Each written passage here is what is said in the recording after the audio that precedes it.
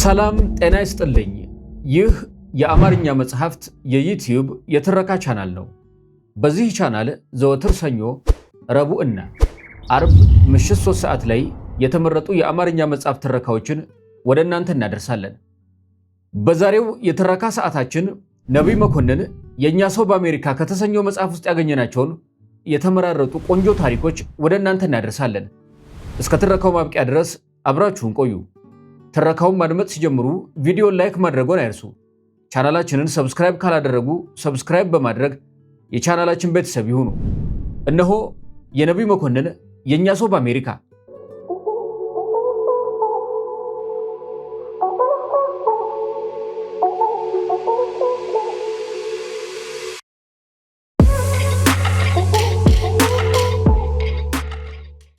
ከአንደኛው ፖሊስ ጣቢያ ጓደኛዬ ጋር የሚጣፍጥ ምግብ እየበላን ነው።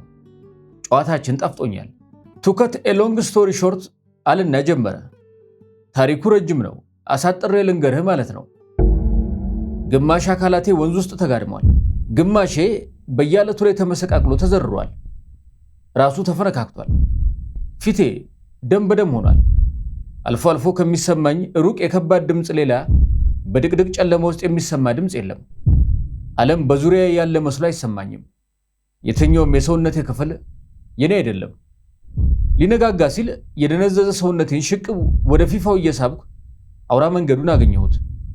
የሰራ አካላቴ መንቀጥቀጥ ሌሊቱን ሙሉ ቁልቁለቱን ሲወርድ የነበረ እንጂ ለዚያ ለተወረወርኩበት ደቂቃ የተንገጫገጭኩበት አይመስልም። በዚህ አቅራቢያ የምትኖር አንዲት አክስቴ ትዝ አለችኝ። የጭንቅ ቀን አንጎልህ የማይሄድበት ሰፈር የለውም። ወደ አክስቴ ቤት ሄድኩኝ። የአባቴ እህት ናት። ገና ወጣትና ባላገር ያደገች ናት። ከንጋቱ 10 ተኩል ነው። እህቴ ሁኔታዬን አይታ በጣም ደንግጣ ነው የተቀበለችኝ። እሷ የምታውቀው እኔ አይደለሁም። ባለቤቷ ወደ ጦር ሜዳ ከዘመተ ቆይቷል። የእሱን ልብስ ሰጠችኝ። የእኔ ልብስ ደም ነክቶታል። ጭንቅላቴ ተፈነካክቶ ነበራ። የትኛውም የሰውነቴ ክፍል አልተረፈም። ስሜቱ ወሮት ነው መሰለኝ አረፍ አለ ጓደኛዬ። ምን ሆኜ ነው አልካት አልኩና ጠየኩት፣ እንዲቀጥል በማበረታታት ስሜት። መታሰሬን ታውቃለች እኮ። ከሞት አምልጬ ነው ዝም በይ ነበር ያልኳት። በሞትኩት ብቻ ነበር ያለችው። ቀሚሷ ውስጥ ልትከተኝ ምንም አልቀራትም። ሮጣ በሩን ደግማ ቆለፈችው። በእሷ ቤት ተከትለውን እንዳይገቡ መከልከሏ ነው። ያኔ ምን ያልሆነ ነገር አለ? አይኖቹን ቅዝዝ አድርጎ እያገባደድን ባለው ምግብ ላይ ተከላቸው። ቀጠለ።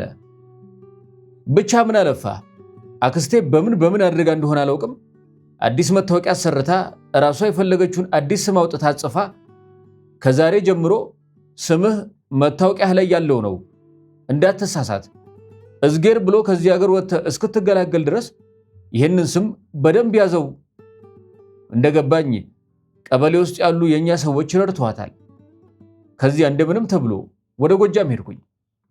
ከሆነው ነገር ሁሉ ግን እስካሁን በጣም ትሪል የሚያደርገኝ እስካሁን ድረስ የሚነዝረኝ ጎጃም ውስጥ ያገኘኋት አንዲት የ19 ዓመት ወጣት ነገር ነው። ማርቆስ ሊደርስ ስል ተሳፍራ በአጋጣሚ መኪና ላይ ነው ያገኘኋት። አይነ ውሃዋን ሳያት እንደምታዝንልኝና ችግር የሚገባት መሆኗን ከምክንያት ይልቅ ቀልቤ ነገረኝ። የዋህነቴም ሊሆን ይችላል። የወሬ ከአዲስ አበባ የመጣሁና ማረፊያ ቦታ እንደሌለኝ ጎጃምን እንደማላውቃት አነሳሁላት። እሷም ከአዲስ አበባ እንደመጣች ቀበሌ ሲከታተላት እንደነበርና ጎጃም ለሥራ የመጣ ወንድሟ ጋር ለመሸሸግ መምጣቷን፣ እዚያ ስትደርስ ግን ወንድሟ መታሰሩን እንዳወቀችና ከዚያ መጠጊያ ማጣቷን ዘረዘረችልኝ። ታዲያ የት እኖራለሁ አለች አልኩት ለወሬ ቸኩዬ። ልነግርህ አይደል ሲጨንቃት ጊዜ ሰው ቤት ተቀጥሬ ልስራ ትልልህና አንድ ያገሬውን ሰው ጠጋ ብላ ስራ እንደምትፈልግ ትነግረዋለች። ሰውየውም ሌላ ቦታ እንኳን አላውቅም፣ እሺ ብለሽ የምትገቢ ከሆነ ግን አንድ ቃልቻ ቤት ስራ አለ። ሰውየው አዋቂ ናቸው።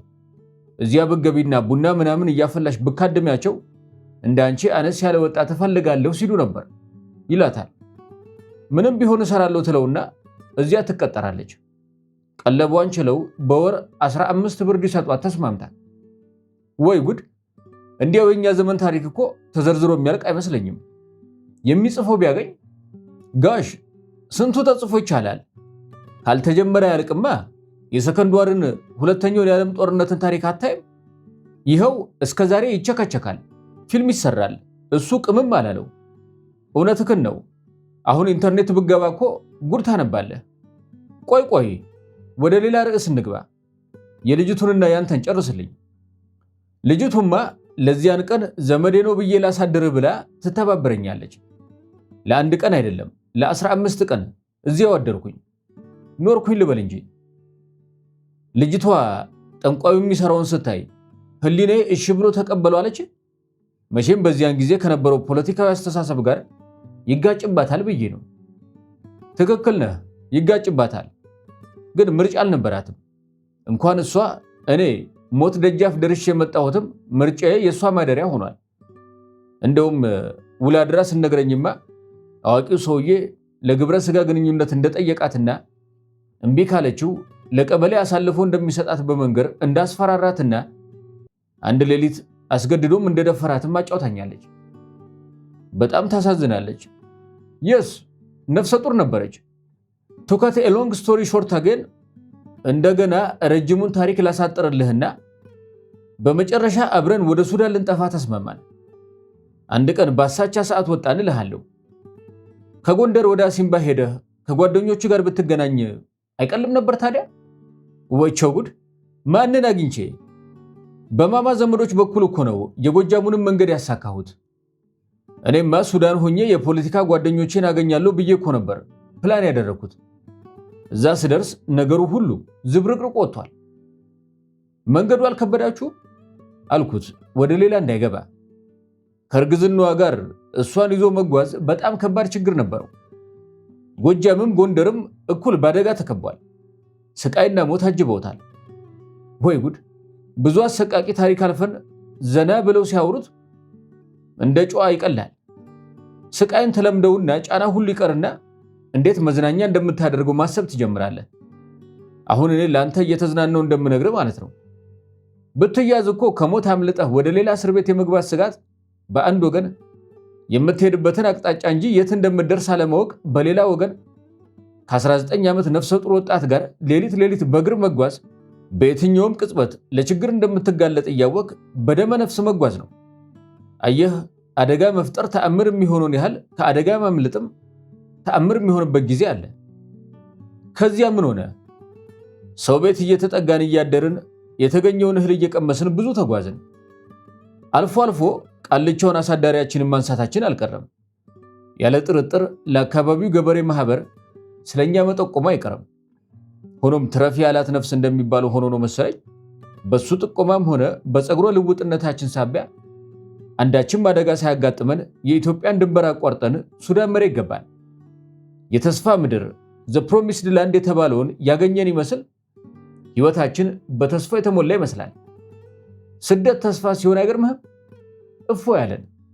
ከዚያ በኋላ እሷ ከ6 ወር በኋላ ቀንቷት አሜሪካ ገባች። እኔ 2 የስቃይ ዓመት ፈጀብኝ። በእነዚህ 2 ዓመታት ድሮ የምታውቀው ወይም በፖለቲካ የምትግባባው ሰው አላገኘህም ነበር? በየአይነቱ ነው እንጂ የነበረው ከየድርጅቱ። ችግሩ ሁሉም ተረጂ ሆነና እርስ በርሱ ስጋ በኩበት ጠበሱ የሚባል አይነት ነው።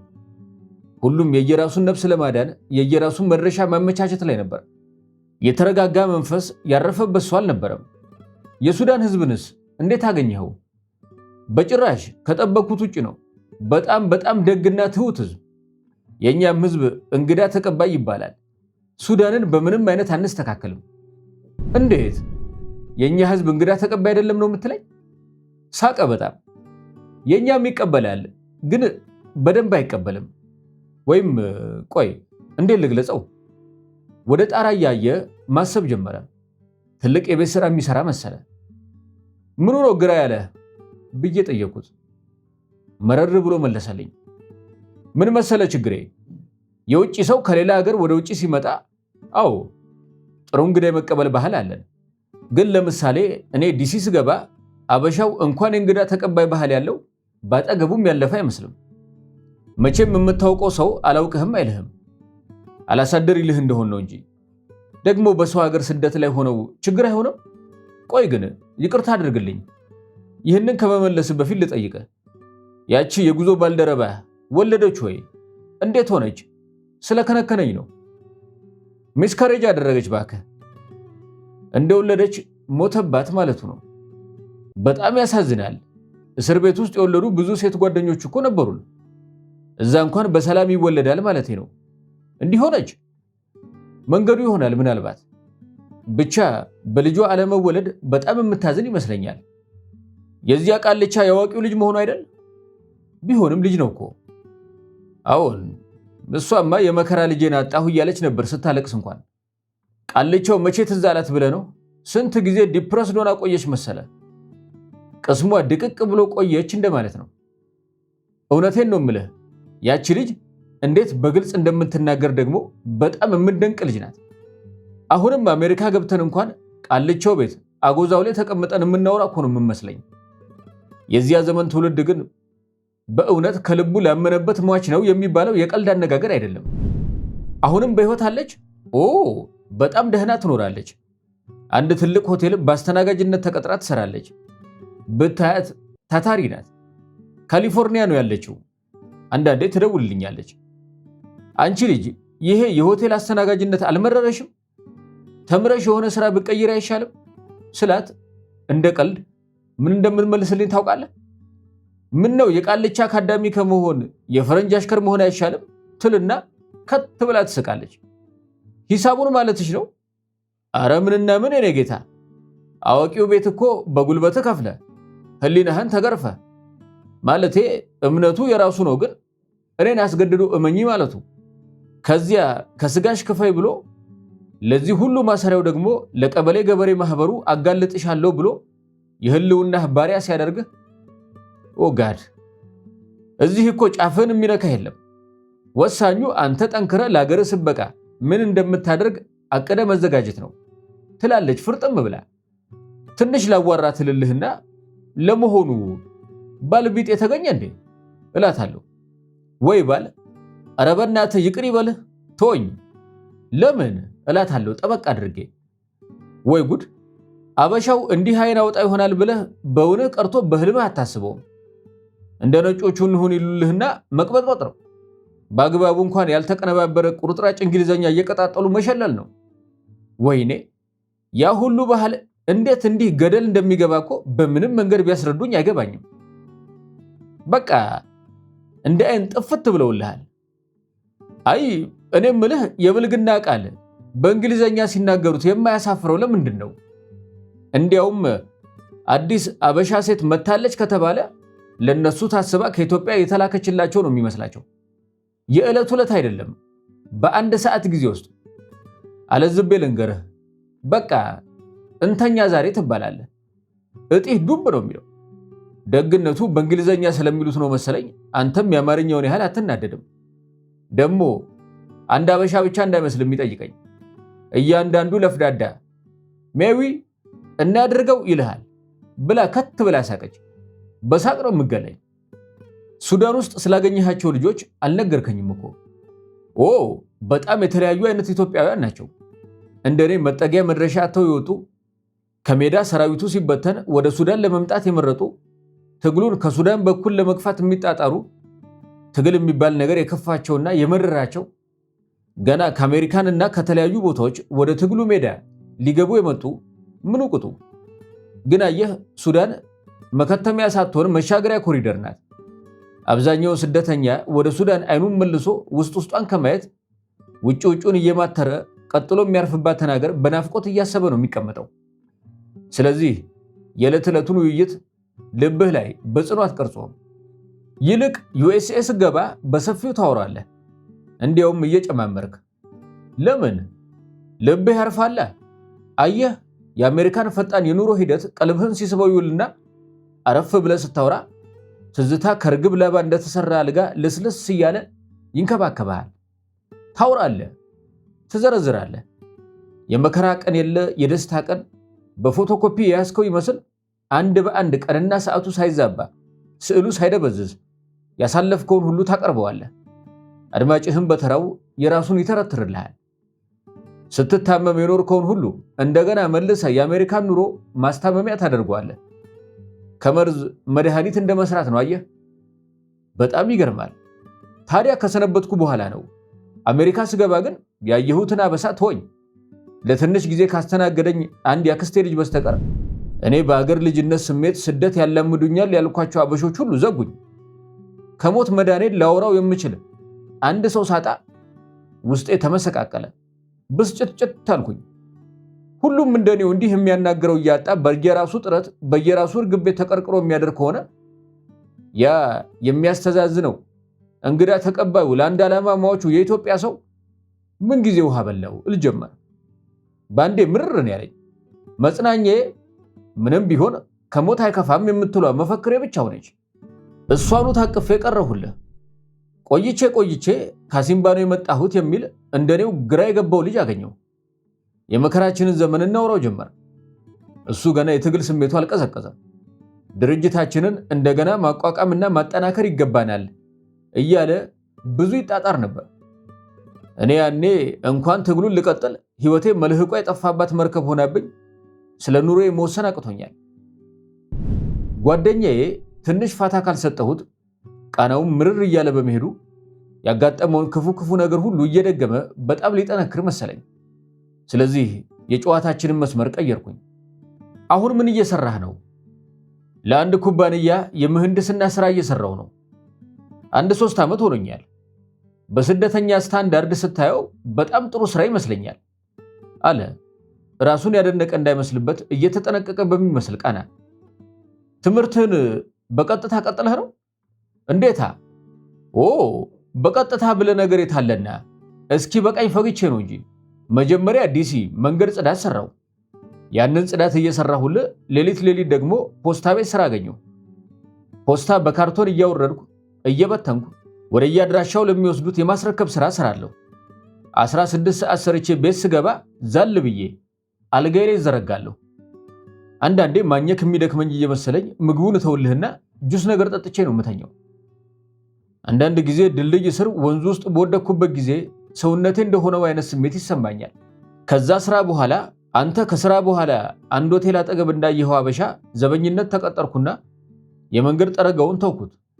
ከዛ ይሄ ሁሉ ሰውነትህ እስኪዝል መስራት ለአንተ ወር ነው ወይስ ኑሮን ለማሸነፍ በጣም ከባድ ስለሚሆን ነው? የቀዘቀዘ ቡናውን በደመነፍስ እያማሰለ በተመስጦ ነው መናገር የጀመረው። ይሄ ጥያቄ ቀጥተኛ መልስ ያለው አይመስለኝም። በከፊል ኑሮን መቋቋም የመሻሻልልህ አለበት። በከፊል ሚስተር ቢል አለልህ፣ የኪራይ፣ የመብራት፣ የውሃ። በከፊል ደግሞ ያ ሁሉ ፊት አልሰጥህ ያለ ሰው ገንዘብ የለህም ብሎ የገፋህ እንዲመስልህ የማድረግ ጎንዮሻዊ ስሜት ይጠነስስብሃል። ትንሽ ቆየት ስትል ደግሞ ወደ ሀገርህ ለመመለስ ቀልብህን ይዳዳውና የረባ ነገር ይዤ ልሂድ የሚለው የሩቅ ህልምህም ከአእምሮ ፋታ ሲያገኝ የት ደርሰሃል ይልሃል። ብዙ ውስብስብ ነገር አለ ውስጡ። አሁንስ ታዲያ ህልሞች ቀስ በቀስ ወደ መድረሻቸው እያመሩ ይመስላል? ዛሬማ ተመስገን ነው። እርግጥ ሴፕቴምበር 11 የመስከረም 1 የመንተያ ፎቆች መመታት በጣም ትልቅ አደጋ ነበር ለኔ። ሌኦፍ ከስራ መባረር ሊያመጣብኝ ይችል ነበር። እግዜር አወጣኝ። እንዴት? የእኛን መስሪያ ቤት አደጋ ላይ የሚጥል ያህል ጉዳት አልፈጠረብኝም እንጂ ብዙ መስሪያ ቤት ሰራተኞቹን አሰናብቷል። በዛው ልክ ማዕት አበሻ ስራ ፈቷል። ቼን ሪያክሽን ነው የዚህ ሀገር አደጋ። እንደ ሰንሰለት ቅጥልጥል ነው። አንድ የዲሲ ወዳጄ ኒውዮርክ ስለተካሄደው የታክሲ ነጂዎች ሰላማዊ ሰልፍና ስለሆነ ልጅ አባት ሲያወራኝ ነበር። እንዴት ነበር ዝርዝሩ? እሱ እንዴት መሰለ?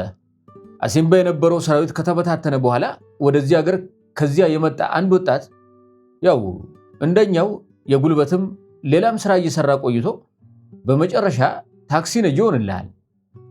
ኑሮ ደህና ሲሆንለት አባቱ እንዲመጡ ትኬት ይልካል። ይመጣሉ። ድሮ ወደ አሲምባ ከመሄዱ በፊት አዲስ አበባ ውስጥ ሲታገል ብዙ ይቀሰቅሳቸው በፖለቲካ የሚያነቃቸው ነበር። ለካ ያ መንፈስ አሁንም ከሳቸው ልቦና አልጠፋም። ለትግል ያነሳሳውን ነገር ለስደት ያበቃውን ነገርም አሁንም የሚኖርበትን ሁኔታ ያውጠነጥናሉ። ይህንኑ የአሜሪካ ኑሮ የግዳቸውን ተቀብለው ለመልመድ ጥረት እያደረጉ ሳሉ ልጅየው ያለ ወትሮ በጠዋት ይቀሰቅሳቸውና አባዬ ዛሬ ከባድ ስራ አለብን። የምን ልጄ? ለአቤቱታ ሰልፍ ልናደርግ ነው። በምን ጉዳይ? ታክሲ የምናቆምበት ቦታ ክፍያው በዝቶብን ለማስቀነስ ነው። አይ ልጄ ለዚህ ኖሯል በዚያ በአሲምባ በኩል ዞረ የመጣኸው። ከዚያ ቄሱም ዝም ዳዊቱም ዝም ሆነ። አየህ አንዱ ችግር ይሄ ነው። ከቤት የወጣህበት ምክንያት ሌላ፣ አሁን እያደረግክ ያለኸው ሌላ። የዚህ አይነት ስንት አለ መሰለ። በሌላም የህይወት ትግል ብመጣ ያው ነው። አሜሪካ የማይበላብህ ነገር የለም። አቋምህን፣ አቅምህን፣ እምነትህን፣ ማንነትህን፣ ባህልህን ምኑ ቅጡ ካልጠነከርክ ሁሉንም ቅርጭጭ አድርጎ ይበላብሃል። ዝም ካልከው ራስህንም ያሻምድሃል። ሙልጭ አድርጎ አጥቦ ዶላር እንካ ይልሃል። የማታ ማታ ያጣኸውን ነገር ሁሉ በዶላር አለባብሰህ ኢትዮጵያ ከች ትላለህ። አበሻ ጮክ ብሎ እንኳን ደህና መጣህልን ባንተ ቀንቶ ዶላር አፍሶ የመጣ ወርቅ የመሰለ ይልሃል በድህኛ ቋንቋ። ስለ አሜሪካኖቹ ራስን መሸጥ ሰልፍ ፕሮሞሽን ሳወራ ቀጣፊ በላቸው ብለኸኝ ነበር። እንዲያውም በሰጡን የፕሮግራም መሪ መግለጫቸው ላይ ዩናይትድ ስቴትስ አንድ ሀገር ሳትሆን 50 የተለያዩ ሀገሮች ናት። እያንዳንዱ ስቴት የራሱ ያኗኗር ዘይቤ፣ የራሱ ህጎችና የራሱ አካላዊ ባህሪ ያለው። ለመሆኑ እንደኛ አገር ግዙፍና ደማቅ ከተሞችና ሳር ሜዳዎች፣ ከምድረ በዳ ሽርሽር ቦታዎች፣ ከተራራ ሸርተቴ ስፖርት መንደሮች፣ ከቅድመ ታሪክ ሸለቋማ መዝናኛ ስፍራዎች ከኒውዚላንድ ጋር በሚያስደንቅ ሁኔታ አዋህዶ የሚገኝ የትኛው የዓለም ክፍል ነው? ከእንግሊዝ እስከ ስፓኒሽ፣ ከጣሊያንኛው እስከ ቻይንኛ፣ ከግሪክኛ እስከ ጀርመንኛ በጥቂት ቢያንስ ተቀራራቢ ከተሞች ውስጥ የተለያዩ ቋንቋዎችን መስማት የሚቻለው የት ነው? እኛ አሜሪካኖች አስገራሚ ግዙፍ ነገር ነው ያለን። ከውስብስብነታችንና ከብቃታችን ብዙ ትጠቀማላችሁ። ያንን ያህል በስፋት የተንሰራፋችን አሜሪካ እንደ ልብስ ሰፊ አጥቦ ለመስፋት ከኮሚኒኬሽን እና ከትራንስፖርቴሽን በስተቀር የተጠቀምንበት ዘዴ የለም። ማንም ከውጭ የመጣ ሰው አውሮፕላን ላይ ቁብ የሚልበትን፣ መኪና የሚከራይበትን አሊያም በተዘዋዋሪ ክፍያ ስልክ የሚደውልበትን ፍጥነት ያህል በሺዎች ማይል ርቀት ያሉትን አጠገቡ ማድረግ ይቻላል። ያቺ ናት አሜሪካ፣ ማንም እንግዳ ሳይደሰትበት ቀርቶ አያውቅም ይላሉ። ምን ትላለህ?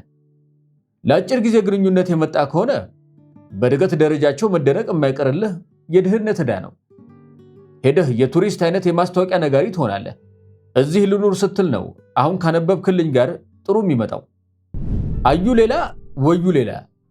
እነሱ ስለሰለጠኑና አንተም እነሱ ሀገር ስለመጣ ትሰለጥናለህ ማለት አይደለም። ውስጥ ጥሬ ሆኖ ውጪው ዘመናዊ ሊመስል ይችላል። እነሱ ከሚበሉበት ሆቴል ብበላ፣ ከዋሉበት ብትውል፣ ከዘነጡበት ብትዘንጥ ውስጥህ አይዘንጥም። ውስጥህ አበሻ ነህ፣ ስደተኛ ነህ። ስንቅህን በአህያህ አመልክን በጉያህ ያዝ፣ ቀን ሲያልፍ አገርህ ግባ ይልሃል። ሁሉም አበሻ ይጋራህ ይመስልሃል ይህንን አስተሳሰብህ? ኖዌ! እንዴት ተደርጎ? ያም ሆኖ አይሰማውም ማለት ሳይሆን አይናገረውም። ጊዜው ሲደርስ ሰበብ ፈጥሮ ፈትለክ ይላል እንጂ። አበሻ ለዚህ ጮካ እኮ ነው። ማሽንክ። አንድ የመጨረሻ ጥያቄ ልጠይቅህ። ለመሆኑ እዚህ ያለው አበሻ ያነባል? ኢንተርኔት ይከታተላል? አሁን ገና ከባድና ኮሚክ ጥያቄ መጣ አለና ሳቀ። እንዴት? አይ ነብይ፣ ብዙ አበሻ ከንባብ ከተለያየ እኮ ቆየ።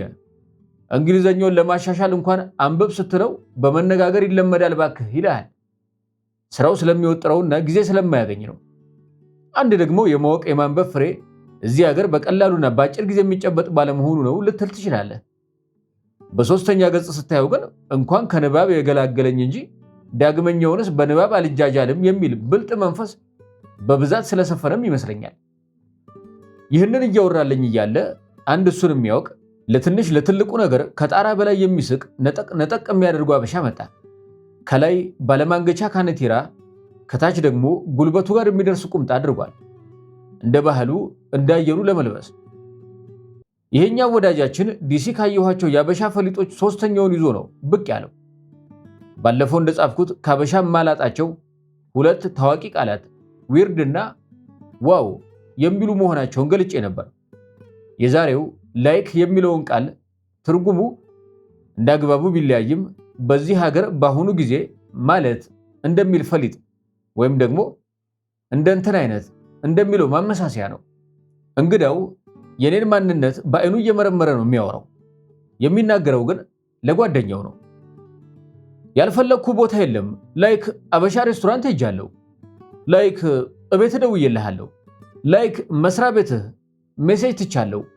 አይ አስክድ ኤቭሪ አስወል ያልጠየቅኩት ልጅ የለም እንደማለት ነው።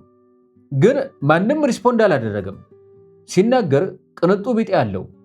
ቃናው ለምን ፈለግከኝ አለው ጓደኛዬ ቅዝቅዝ ብሎ። ጠባዩን የሚያውቅ ይመስላል። ሶ ባድሊ ሜን ለብርቱ ጉዳይ ነበር የፈለግኩ ሰውየው። ለምን መሰለ? አንድ ኢትዮጵያዊ ሞቶ የትራንስፖርትና የሳጥን እናዋጣ ተብሎ ላይክ ያንተ ስም ሲጻፍ እኔ ያገኘኋለሁ ብዬ ላይክ ከ10:30 ጀምሮ ስፈልግ ነበር። ካነጋገሩ ሞቱ ያሳዘነው አይመስልም። ገንዘቡ ተገኝቶ ሬሳውን መሸኘቱና ወሬውን ማውራቱ ላይ ይመስላል ትኩረቱ። ጓደኛዬ ሐሳብ ከመስጠት በፊት እንድንተዋወቅ ፈለገ መሰለኝ። ተዋወቀው፣ ከኢትዮጵያ ነው የመጣው አለው። በማታውቀው ሰው ፊት ዝም ብላ ለፍልፍ እንደማለት ነው። ግሳጼ ሳይሆን አይቀርም። ልጁ ስሜትም አልሰጠውም። ኦ like we are fresh to the US, everyone is flying to the US these days። እኔም ምለው እዛ ማን ሊቀር ነው ታዲያ? ለዩናይትድ ስቴትስ ገና አዲስ ነው ማለት ነው። አሁንማ ሁሉም ወደ ዩኤስኤ ይከንፋል። ሪሰንትሊ ነው የመጣኸው? እንግዳ ነኝ፣ በቅርብ ነው የመጣሁት አልኩት ለሰስ ባለ አንደበት። እሺ አገራ ማን ነው ታዲያ? ብዙ አበሻ ሙቭ እያደረገ ነው አሉ ወደ ኢትዮጵያ። እነ ቲታ እነ ዱዱ ሪቲም ሰሞኑን ሙቭ አረገች። ባለፈው ቡቲክ ፖስተር ምናምን አቋቁማ አንበሸበሸችው አሉ። ቲታ ስነግረን ላይክ ለክሪስማስ ብቻ 30-40 ሺህ ኢትዮጵያ መጥቶላችኋል አሉ። ላይክ ቢዝነስ ተጧጥፏል አሉ። እንደተለመደው የኔም መልስ ሳይጠብቅ የፈለገውን ጥያቄ ጠይቆ የፈለገውን መልስ መልሶ ያስረዳዋል። ባለ አንድ መስመር ራዲዮ አይነት ነው ወይም ዋን ዌይ ሮድ፣ በአንድ በኩል ብቻ የሚኬድበት መንገድ። የሚገርመው የመጣበት ሬሳ መጓጓዙ ጥያቄውም ቀረና ወሬው ሁሉ ወደ ቢዝነስ ተቀየረ። እኔም ምለው እዚያ መተን ቢዝነስ ብንሰራ ላይክ ኮምፒውተር ምናምን ወይስ ላይክ የስፔር ዕቃ መለዋወጫ ማለቱ ነው ወይስ ማንኛውም ሰከንድ ሃንድ የቱ ነው ላይክ ብዙ የሚያተርፈው? ካኑ ሰጀስት ልጠቁሙን ትችላላችሁ? እኔ መልስ አልሰጠሁትም። ለመልሱ እንደማይጨነቅም በንግግሩ እንደሚቀጥልም ገምቻለሁ። ጓደኛዬም ለመታዘብ እድሉን እንዳገኝ ብሎ ነው መሰለኝ ጸጥ ብሎ ያየዋል። በቅርቡ ወደ ኢትዮጵያ ሙቭ አድርገው ላይክ መጽሐፍት ቤት የከፈቱ አበሾች ታውቃለህ? እንደዛ ሲባል ሰምቼ ደስ አለኝ። ታውቃለህ? አንተ ማንበብ ትወዳለህ አልኩት አጋጣሚውን ላለማጣት። ኦ ቢዚ ነኝ፣ ጊዜ የለኝም። ዩ ኖ ላይክ 12 hours a day እሰራለሁና ኢንተርኔትስ አንዳንዴ የገባህ የዓለምና የኢትዮጵያን ወሬ ትከታተላለህ? የሚገርምህ ለሱ ነገር ጊዜ አግኝቼ አላውቅም። የፋክስ ማሽን ምናምን ብናመጣ ደህና ይሸጣል ኢትዮጵያ። በጣም አሳዛኝ ነው። አበሻ እዚህ ሀገር ሞቶ ሬሳ ለቤተሰብ ሲሄድ ሰቀቀን ነው። ምናልባትም እኮ ቤተሰቦቹን በስልክም በደብዳቤም አላገኛቸው ይሆናል። ዞሮ ዞሮ ለሀገሬ አፈራ በቃኝ ማለት ለካ ትርጉሙ እንደዚህ ነው። አንተ በህይወት ያላዋጣችሁለትን ለሬሳ ልከፍሉለት ነው አልኩኝ ለጓደኛውም። አሁን መዋጮን ምን አደረጋችሁት አለ ጓደኛዬ። ስለቸው መሰለኝ የጓደኛ ወሬ። ኦ ላይክ 55 ሰው ምናምን ኮንትሪቢዩት አድርጓል። በል እኔ ወደ ማታ መጥቻ አዋጣለሁ። ታንክስ ላይክ 10 ላይ ከስራ ወጣለሁ። 11:13 ትንሿ ካፌ ከመጣህ ና። I will be very grateful። አሁን ስራ መግቢያ ደርሷል፣ ልሂድ። ቻው ጋይስ፣ ልሩጥ። ኦ ማይ ጋድ ሳልጠይቅህ አለ ደሞ ተመልሶ። ምን ሊጠይቀኝ ይሆን በለ። አዲስ አበባ አዳዲስ አዝማሪ ቤት ተከፍቷል ያሉት እውነት ነው? ገረመኝ። የርዕስ አለዋወጡ ብዙ አለ አልኩት በደፈናው። ሬጌ፣ ራጋ፣ ራፕ ምናምን ሲጫወቱ ዘኪልዩ ይገርማል፣ እጅግ ያረኩሃል አሉኝ። አንድ ቀን we will enjoy man እናሳካዋለን። አውራጣቱን ቀስሮ ችርስ እንደማለት አድርጎ እየከነፈ ሄደ። የጓደኛዬ ትዕግስት ሊያልቅ ሲል ይመስላል ልጁ ሄደለት። ድሮ ኔቪ ነበር። ሁሌ መርከብ ያመለጠው ይመስላል ሁኔታው። ሁሌ ጥድፊያ ነው። እንዳየኸው በጀመርክለት ርዕስ ላይ ኦቶሪቲ ነው። በጣም አውቃለሁ ባይ ነው ማለቱ ነው። ያውም በጥድፊያ ብትመክረው ጨርሶ አይሰማም። እንኳን መጽሐፍ ቀርቶ ከሀገር ቤት የመጣለትን ደብዳቤ አያነብም። ለምን አታነብም ስትለው ስልክ ቢደውሉልኝ ይሻላል። የአገር ቤት ሰዎች እኮ ይህንን ሁሉ ገጽ እኛ የማንበቢያ ጊዜ ያለን ይመስላችኋል? ምን ነው አንዴ መጥተው ባዩት ይልሃል። ለአሜሪካ መንግስት በሁለት እግሩ መቆም የእሱ ከኢትዮጵያ መምጣት ወሳኝ እንደነበረ ሊያስረዳህ ይሞክራል። ጥሩ ነገሩ መዋጮ ወዳል። ግን በጊዜ አዋጥተህ ካልተለየኸው አለቀልህ። የማያወራልህ ርዕሰ ጉዳይ የለም። አንዳንድ ጓደኞቻችን የአረብ ራዲዮ የሚል ቅጽል ስም አውጥተውለታል። ታዲያ ያንን ሰምቶ በጣም ተናዶ ምን እንዳለ ታውቃለህ? ደደብ ሁሉ ወሬ ማወቅ እኮ ስልጣኔ ነው። እውነት እንደሚለው 12 ሰዓት ይሰራል። ታዲያ በሱስ ፈረስ ነው። በጣም ይሰራል። አንዳንዴ ሞቅ ሲለው ቶሎ ቶሎ ሰርታችሁ ገንዘብ አታጠራቅሙና ማይክሮሶፍት ኢንተርኔት ምናምን እያላችሁ በመፎጋገር ጊዜያችሁን አጥፉ ይላል። ስለ መዋጮ ስታወሩ ጓደኛዬ የዲሲዋ ልጅ ስለ እናቱ የነገረችን ትዝ ብሎኝ ነበር። ምን አሉ? አንድ ልጅ ዲሲ ውስጥ ከስራ ተባረረ። ሌላም ስራ አጣ። በጣም ተቸግሯልና ገንዘብ ይዋጣለት ተባባሉ አበሾቹ። ታዲያ እንዳይሰማው ብለው አንድ ማሰባሰቢያ ዝግጅት አድርገው ድንገት ሳያስበው ሊሰጡት ነው እቅዳቸው። ልጅቱ ስለዚህ ስለመዋጮ በስልክ በምታወራ ሰዓት በእንግሊዘኛ ነው የምትነጋገረው። እናቷ ሰምተው በሁኔታው እንዳያዝኑ አስባ ነው። አንድ ወረኛ ልጅ አለ ከመካከላቸው። ለሚዋጣለት ልጅ ሚስጥሩን እንዳይነግረው በመጠራጠር ማስጠንቀቂያ ተሰጠው። ስለዚህም በስልክ በእንግሊዘኛ ይወያያሉ። ለካ ልክ እንደጠረጠሩት ያው ልጅ ሚስጥሩን ለባለ ጉዳዩ አውርቶለታል። ስብሰባው ቦታ በእንግሊዘኛ ይወያያሉ። ያ ምስጢር ያወጣው ጓደኛቸው አልመጣም። ገንዘብ ለተዋጣለት ልጅ ተሰጠው። ማታ ቤት ተመልሰው ሲገቡ ልጅቱ ለእናትየዋ ያ ጓደኛቸው ስብሰባ ላይ እንዳልመጣ ትነግራቸዋለች። እናቷም ምንም ሳይገርማቸው እሱማ ለምን ይመጣል? መዋጮን ወሬ በማውራት ከፍሏል እኮ አሏት። ለካ እናትየዋ ብዙ ከመኖር እንግሊዘኛውን ማዳመጥ ችለው ትኑሯል። ሚስጥሩ ሁሉ ምንም አላመለጣቸውም። ተሳሳቀን። በል ወደ ሆቴል መልሰኝ አልኩት። እሺ ቆይ ሂሳቧን እንዝጋት አለኝ። እንዲያው ሂሳብ እስኪመጣ አንድ ነገር ልጠይቅህ። አንድ ወዳጄ ስለ አሜሪካ የለቅሶ ነገር አዲስ አበባ ያጫወተኝ እውነት ይሆን እያልኩኝ ሳስብ ነበር። ምን አለ? እዚህ አሜሪካን ሀገር አንዲት ዛቲዚት የሚል የቅጽል ስም የሰጣችኋት ልጅ አለች አሉ። ኦ የእሷን ታሪክማ ሰምቻለሁ። አሁን ወዴት ሙቭ እንዳደረገች እንጃ። እስቲ ስለሷ ንገረኝ። አንድ ሰሞን ቶክ ኦፍ ዘ ታውን ሆና ነበር። ሀገሩ ሁሉ ወሬው እሷ ነበረች ማለቱ ነው። ግን ይቀልዱ እውነት ይናገሩ አላውቅም። የአንዲት ጓደኛዋ እናት አገር ቤት አረፉ ተብሎ ስልክ ይደወላል። እዚህ ያሉት ልጅቷን የሚያውቁ የቅርብ ወዳጆቿ ይሰበሰቡና በነጋታው ጠዋት ሊያረዷት ይወስናሉ። ይህች ቅጽል ስም ወጣላት ያልካት ልጅ ዋና መርዶ አርጂ ተደርጋ ትመረጣለች። ተጫዋች ናት። ኢትዮጵያን ከረሳች የቆየች ናት።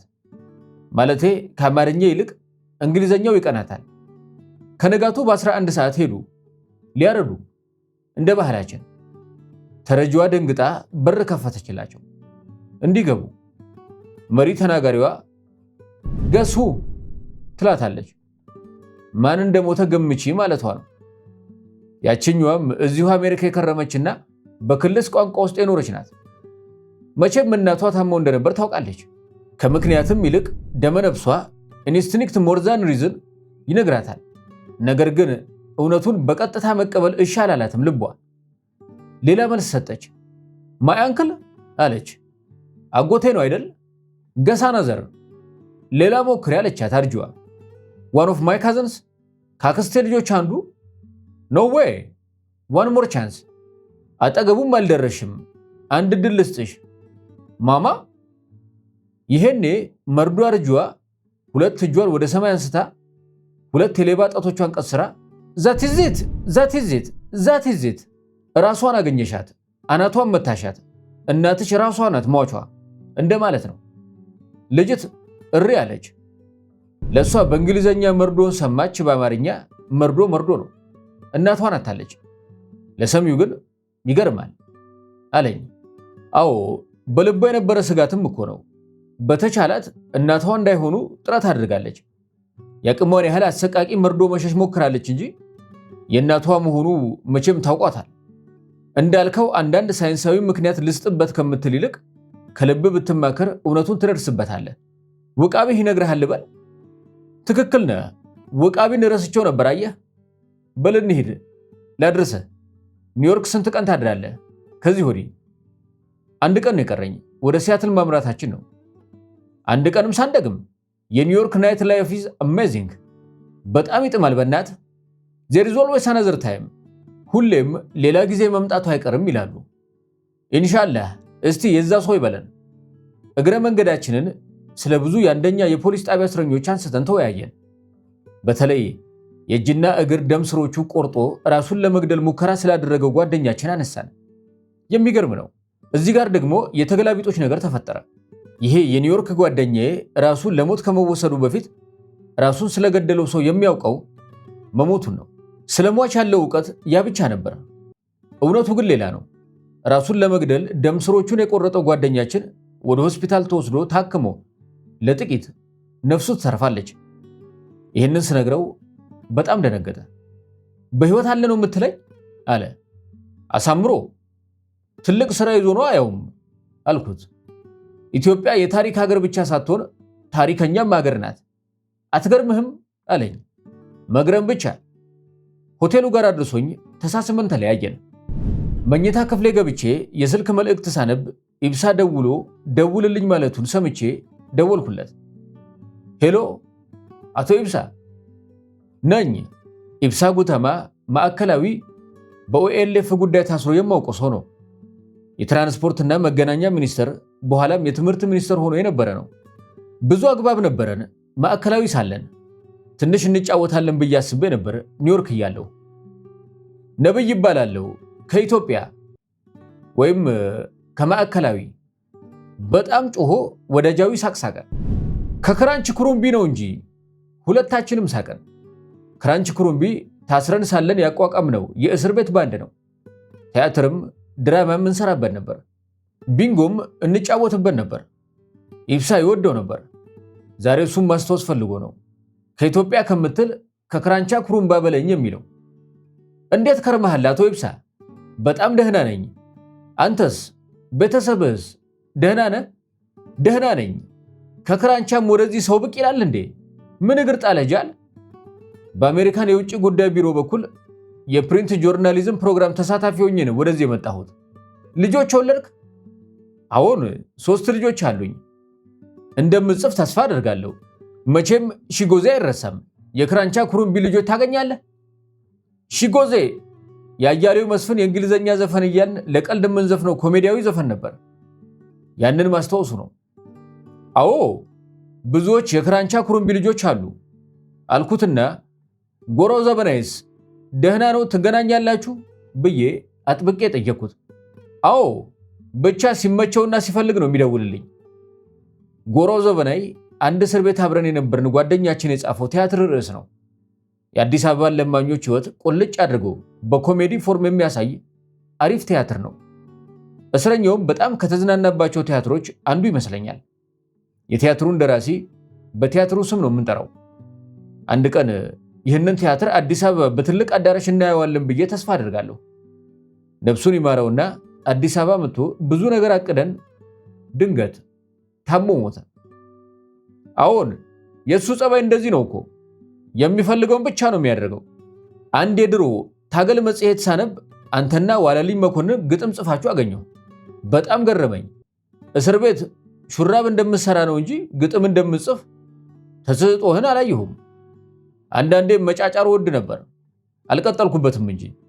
ማዕከላዊ እስር ቤት ውስጥ በብዛት ይታይ ከነበረው ህይወት አንዱ ሴቱም ወንዱም ሹራብ መስራት ነው። ጊዜውን ለማሳለፍ ለቤተሰብ ለመላክም ብሎ ነው። ኢብሳም ሹራብ ይሰራ ነበር። በዚህ ረገድ የማይረሳኝ አሰፋ ጫቦ ነው። አንድ ቀን አንድ የከተማ ልጅ አሰፋን ጋሽ አሰፋ እስቲ ስለ ህግና ስለ አብዮቱ አስረዳኝ ይለዋል። አሰፋ የሚያውቀውን ያህል የጠለቀ ምሁራዊ ትንተና ይሰጠዋል። ልጁ በጣም ይደነቃል በአሰፋ እውቀት። በነጋታው አሰፋ የእስር ክፍሉ ደጃፍ ላይ ቁጭ ብሎ ሹራብ ይሰራል። እኔ ፊት ለፊት ቁጭ ብያለሁ። ያ ትላንትና የፖለቲካ ትንተና የሰማው የከተማ ልጅ ገርሞታል አሰፋ ሹራብ በመስራቱ። ምን ነው ጋሻሴ እርሶን የሚያህል ምሁር ሹራብ ይሰራል እንዴ ሲል ጠየቀው። አሰፋም በዚያ በወፍራም ድምፁ ምሁር መሆን እኮ ዶርዜነቴን አያስቀይርም አለው። ከኢብሳ ጋር ሙሄ አብዶን አነሳን። የተረፉትን እነ ሙሉጌታ ሞሲሳን፣ እነ ሽሮን፣ እነ ኃይሉ ዳርጌን አነሳን። በብዙ ትዝታ ደመና ውስጥ ተንሳፈፍን።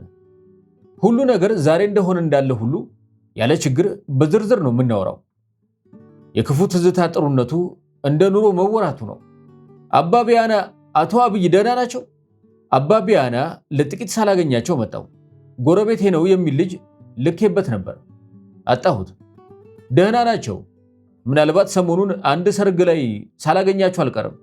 ታዲያ እንገናኝና እናውራ። ይገርምሃል፣ ነገ ወደ ዲሲ መሄዴ ነው ለዚህ ሰርግ ስል። የማርታ ኩምሳሪ ታገባለች በለው። ስንት ጊዜ ሆነኝ ካየኋት፣ ጊዜ ስንቱን ፋይል እየዘጋ ተጉዟል አልኩኝ በሆዴ ማርታ ኩምሳን እያሰብኩኝ። ማርታ ደህና ናት? ደህና ናት። ይኸው ከማዕከላዊ ወጥታ ልጅ ለመዳር በቅታለች። በጣም ደስ ይላል። ቢንጎ ለመጫወት ስትመጣ ትዝ ትለኛለች። እሷም የክራንቻ ኩሩምቢ ትዝታ አትረሳውም፣ ታወራልኛለች። ቢንጎ ጨዋታ አንዱ የማዕከላዊ የቤት ኢኮኖሚ መገንቢያ ነበር። እንደ መዝናኛም ቢሆን ያኔ ቀላል አስተዋጽኦ አልነበረውም። የሚያሳዝነው ግን አሜሪካ ድረስ መጥታ ያውም ኒውዮርክ ደርሰ ጥቂት ሳናወራ መቅረታችን። በጣም መጥፎ ጊዜ መጣ ነብይ። ምንም አይደል፣ ሌላ ጊዜ ይሆናል። ለአሁኑ የስልኩ ይበቃናል። በአካለ ጆሮ ለመደማመጥ መቻላችንም ትልቅ ነገር ነው። እንዴት ነው ታዲያ በስተርጅና አሜሪካ ምን ይመስላል? እባክህ ያዋጣል? ኤልኤፍስ ደህና ነው? ወደድ ነው ኑሮ ደህና የሚሆነው? አረጀን እኮ። እንደምታውቀው ማዕከላዊ የሚችለውን ያህል አስረጅቶ ለቀቀን። ሽግግር መንግስት ተቀብሎ የድርሻውን ወሰደ። ስደት ተረከበንና ይኸው ያሸናል የበኩሉን። በየፊናው ሁሉ አስረጅቶናል። የማታ ማታ ለልጆቻችንም ቢሆን መሯራጥ ያስፈልጋል። ለተረካቢው ትውልድ ማለት ነው። በጣም ሳቀና ሰማ ሆይ አቤት፣ አንድ ተረት እኮ አለ። ምን የሚል? ሰውየው ካረጁ ወዲህ ወደ ኮረዶች ዘንድ ዞር ዞር ይሉ ኑሯልና አንደኛዋን አስረግዘዋል። ታዲያ በጣም ቀረብ የሚላቸው ወዳጃቸው ሰሙ ወይ አሁን በስተርጅና ልጅ ወልደው በምን ሊያሳድጉት ነው ሲል ጠየቃቸው። እሳቸውም በስተርጅና የወለዱት ልጅ በአባቱ ተስካሪ ያድጋል አሉት። ተሳስቀን ተሰነባበትን። ነቢይ መኮንን የእኛ ሰው በአሜሪካ የተሰኘውን አሜሪካን ሀገር በነበረበት ጊዜ የጻፋቸው ማስታወሻዎቹን ባሰፈረበት መጽሐፍ ላይ እንደዚህ አስገራሚ ታሪኮችን አስነብቦናል። ለእናንተ ለዛሬ ትረካ ያቀረብንላችሁ ይህንን ይመስላል። ታሪኩን እንደወደዳችሁ ተስፋ እናደርጋለን። ሐሳብ አስተያየቶቻችሁን በኮሜንት ቦክሱ አሳውቁን። ቻናላችንን ሰብስክራይብ ካላደረጉ ሰብስክራይብ በማድረግ የቻናላችን ቤተሰብ ይሁኑ። ቸር ቆዩ።